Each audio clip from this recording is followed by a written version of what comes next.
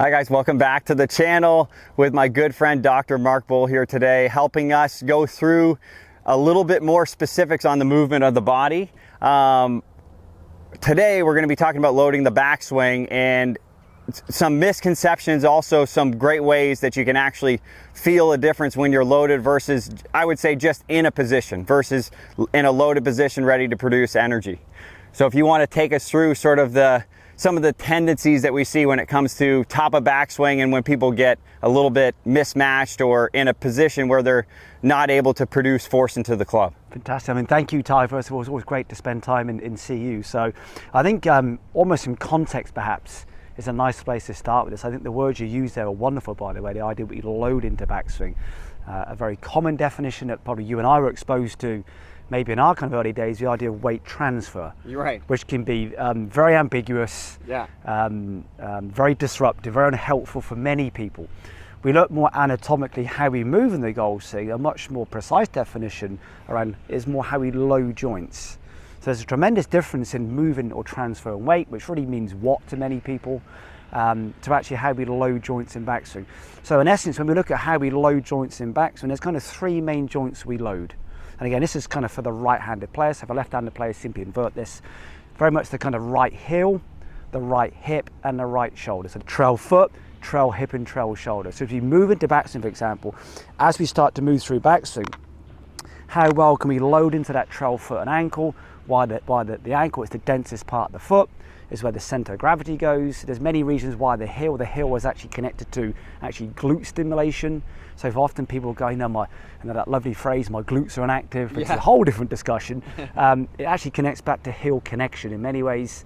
Then the trail hip in particular, and in that trail shoulder. So little kind of playful ways that maybe you and I can encourage people to play with is as they move through backswing, how well can they kind of push into that kind of trail heel and actually then lengthen up through that trail hip, can actually then get wonderful pressure into the kind of foot and ankle and hip joint. And also then just being mindful of that trail shoulder. Another reference I like to give people is whatever space they have between the ear and the top of the shoulder, for your viewers that are more aware of anatomy, the AC joint to be very precise, whatever length you have here, can you keep that length the same through backswing? Versus? You got it. So well often you get very short, the kind of shoulder blade pops up. That's a form of disconnection. So those three connecting points can we kind of push into the heel, lengthen up through the hip joint as we keep that shoulder down. It can be a very playful way and a very anatomical way of how we load joints rather than, say, for example, move weight.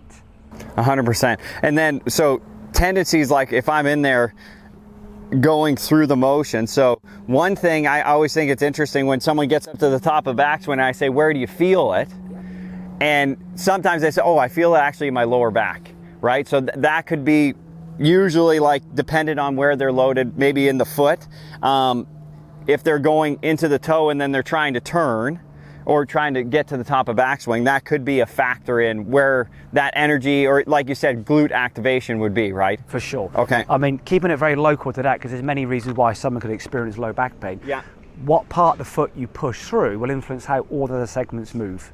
So someone pushes, say, from the little toe, the inside of the ankle in some ways, or heel, will then very much change and influence how the knee, the pelvis, the spine, the hand moves. So in that very playful way, you can start to explore that.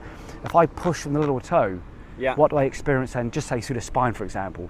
But if I then push more from the inside of the heel, how does that connect and enter my hip? So in that very kind of individual playful way, just be mindful what part of the foot you push through and from will then influence how all of the segments move. Yeah, and even just doing that, like I did pinky toe on my trail leg and tried to extend my leg slightly, I felt it almost here, and then when I did more heel and extension, I felt it instantly quite a bit more back there, and it took a lot of stress out of sort of my obliques when I was doing that. Fantastic, which is why I think it's just a nicer, cleaner, playful way for your viewers in particular. How do we load the joints rather than how do we transfer weight? Yes, yeah. Which is a very at best a very sticky subject to explore. 100%. And it's one of those, I think it's an interesting thing because you could see someone move into a similar look but have quite a bit different, I would say, load or activation, where you'd see one guy do it and maybe they could hit it 100 yards. You see the next guy do it, looks similar. They have twice as much energy in the same looking position. So making sure you're aware of where you're feeling it, where you get the most, efficient movement from, and then how we can get that glute loaded up so we can produce some energy in the transition.